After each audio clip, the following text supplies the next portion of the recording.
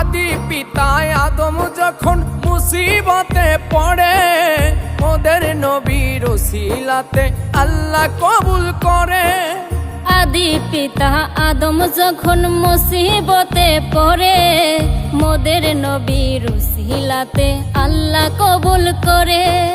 সাখারাতের বিছানাতে দেখা দিও রে, তো জাহানের বাদশা নবী কামলেওয়ালা রে, তো জাহানের বাদশা নবী কামলেওয়ালা রে।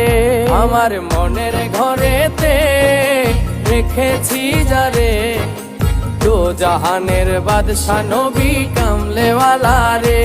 আমার দয়াল নবী রে, আমার মায়ার নবী রে, আমার দয়াল নবী রে, আমার মায়ার নবী রে।